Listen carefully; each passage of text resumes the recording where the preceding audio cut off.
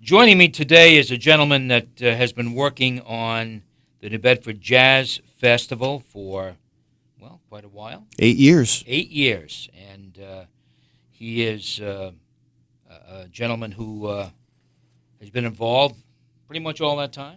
I actually started the festival. Okay. I've been working with your theater for about 15 years, and we decided that we wanted to do something big that could be not necessarily specifically theater related, to kind of get the word out about your theater, a 72-year-old community theater here in town, and actually if we have some net revenues and hopefully help us with our operations, and so far so good. So we started the New Bedford JazzFest. It was an idea I had kind of floating around the back of my head because jazz is really underserved in this area. So trying to give it a better platform, and we've done that.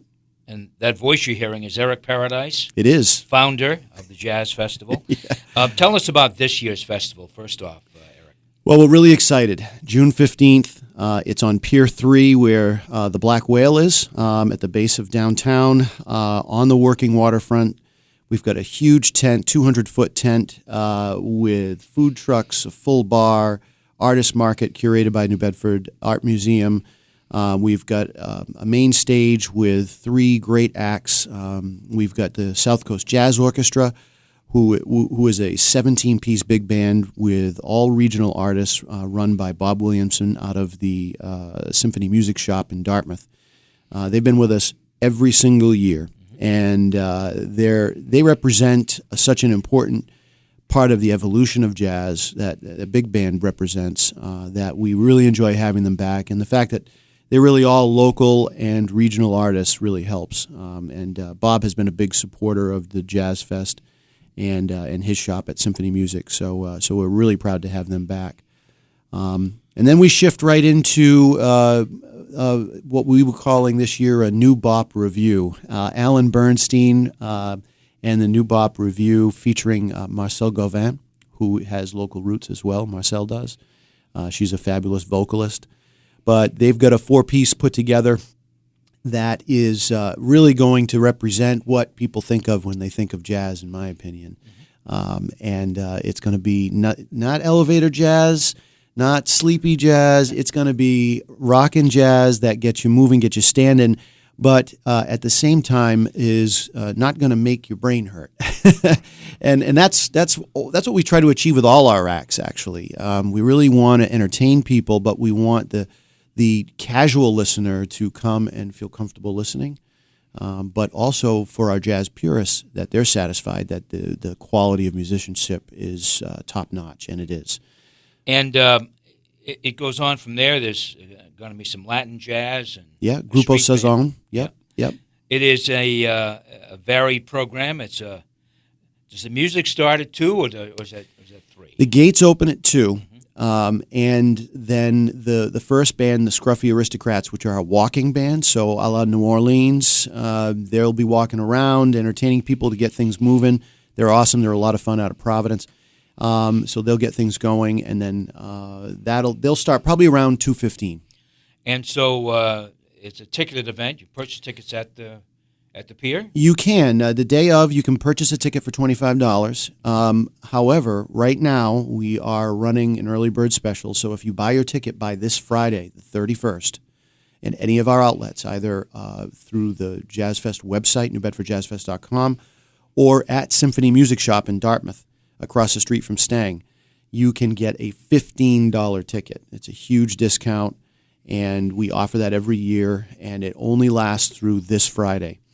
And then the ticket price goes to $20, and that lasts right through June 7th, and then the ticket price goes up to $25 right through the day of event. So buy early, buy often, and you can get them on, like I said, on the website, and a very easy, typical process to do that. You've got a sponsor. Always hopes to have a sponsor. Bristol County Savings. Honestly, I couldn't be happier with what Bristol County Wealth Group and Bristol County Savings Bank have done. They really stepped up to the plate 2 years ago and have been with me ever since. This is their 3rd year in a row. They provide support. They are a great representative of the arts in New Bedford with all of the things that they've contributed to in the arts community here, including what they've done with the Candleworks building. and all the art they've hung in there. I mean, the building is a piece of art, and then they adorned it with a lot of local art. Probably one of the largest local art buys that has ever occurred, I think. And they just continue to support the arts through this program and the New Bedford Jazz Fest. So we're really excited to have them on board.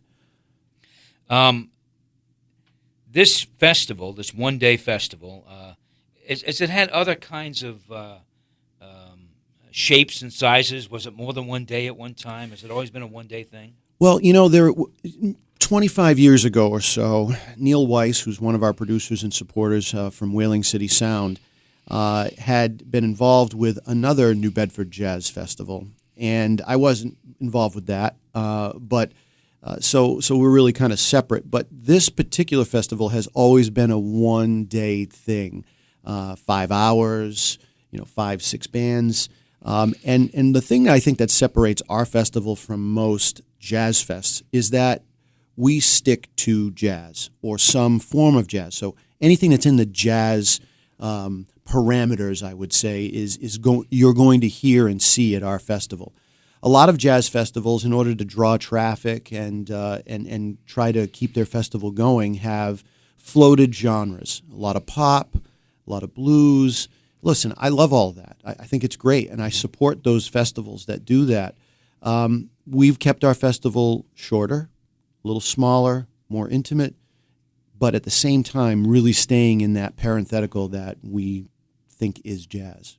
So this year is no different, right? We've got some New Orleans street jazz, we've got Latin jazz, we've got big band, we've got bop. So a little something throughout the spectrum of jazz. So we're really proud of that, and we'd like to stick with that as best we can. Could we sell more tickets by having a poppier act and all that? Yeah, I think we probably could. But we're trying to make jazz the centerpiece here, rather than just being a festival. You're listening to Townsquare Sunday. My name is Jim Phillips, and my guest is Eric Paradise, who is the founder of the New Bedford Jazz Fest, now in its 8th year. It will be held on Pier 3 on June 15th. That's a Saturday. Gates open at 2 p.m., music till 7, under a tent on Pier 3.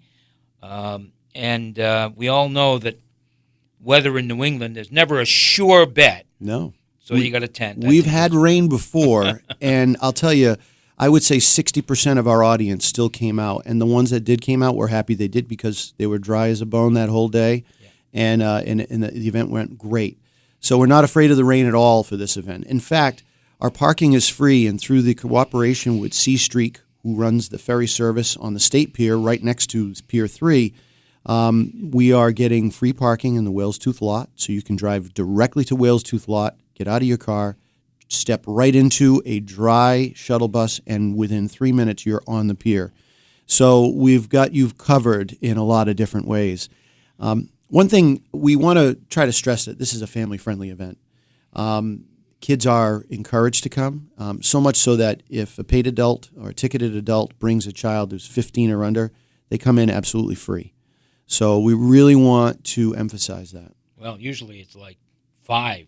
Yeah, and below. Right. That's very generous. Yeah, well, there's other ulterior motives to this, right? We want families to come, first of all. But I think, secondly, we're encouraging the youth to be exposed to jazz, right? I mean, one of the only true American art forms. What's the magic of jazz? You're very excited about it. I can see it. What's the magic for you? Jazz, the definition of jazz, because a lot of people call a lot of different things jazz, and that can be controversial in of itself. But I think that the easiest way to define jazz is improvisation around a theme. And if you look at music in the mainstream, it's very repetitive, and it's got a hook, and that's great, and it's fun. It's easy to listen to. Jazz can have that hook, but it does it with the improvisation. And if you go and see a jazz performer 2 nights in a row play the same set, you're not going to hear the same thing twice. And I think that's what makes jazz so exciting. A lot of people think about jazz and they think elevator music, they think soft jazz, they think Kenny G. And listen, all of that's wonderful, but there's so much more to jazz. And we try to create a lineup that promotes that idea that even if you don't think you like jazz, there's going to be something on June 15th that you're probably going to go, wow, I found that really interesting and enjoyable. I mean, at the very least, you'll stand up and get moving to the Latin jazz because that is so danceable, it's not even funny, right? They actually, this Grupo Sazon just did an event with the Zeiterion at the Andrew McCoy Center. It was a dance night. And the people that went had an absolute blast.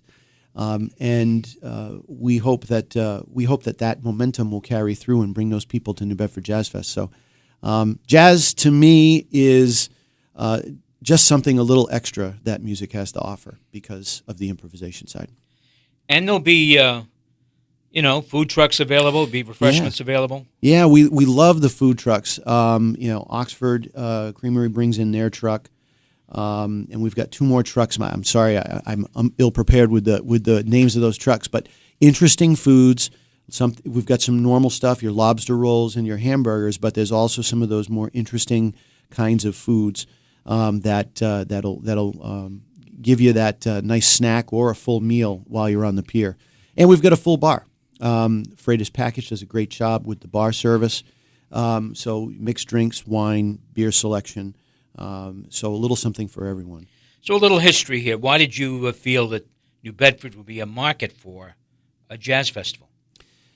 Well, many years ago, there was a bar downtown called Mr. Downtown's, formerly Crickets.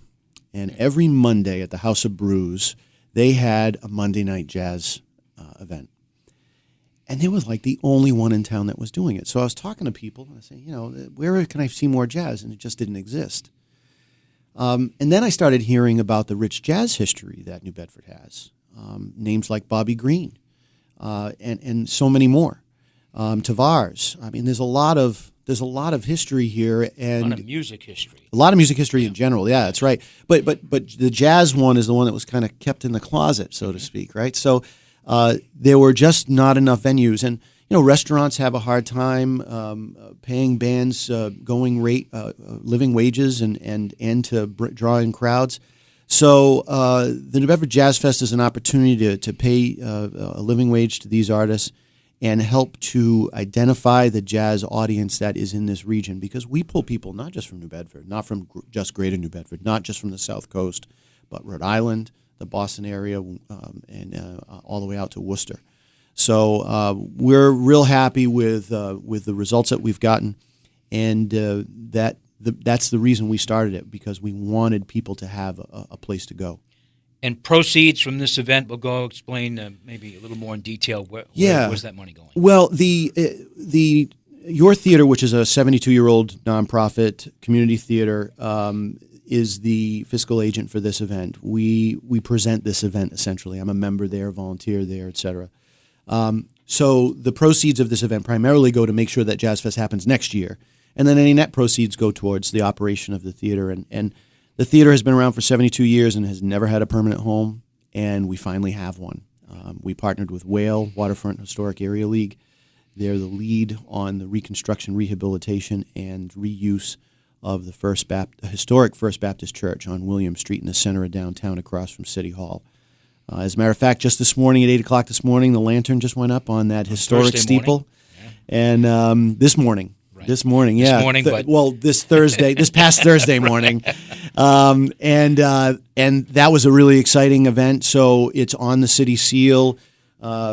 Historic First Baptist is the home of Robert's Rules of Order, where that was inspired by Lieutenant Martin Roberts, Henry Martin Roberts. So a lot of history there. So even though this is a net fundraiser, right, it doesn't feel like a fundraiser. So you go to this and you're not going to get hounded to make donations or anything. Just come and enjoy yourself and patronize our sponsors, and that's how this event will continue to be successful and come back for its 9th year and 10th year, et cetera. The 8th Annual New Bedford Jazz Fest happening June 15th, Saturday on June 15th. The gates open at 2. There's music till 7 p.m. It's under a tent on Pier 3 on New Bedford's waterfront. It's a very nice event. There are tickets available. And one more time, where can people go and get tickets? NewBedfordJazzFest.com. That will take you to the ticketing website, and you can also buy physical tickets at Symphony Music Shop in Dartmouth, across the street from Stang, during their normal business hours. Eric Paradise has been my guest. Eric, thanks very much for coming in. It is my Sounds pleasure, like Jim. a great event. All right, hope to see you there. Take care. Thank you. Don't go away. Townsquare Sunday returns in just one moment.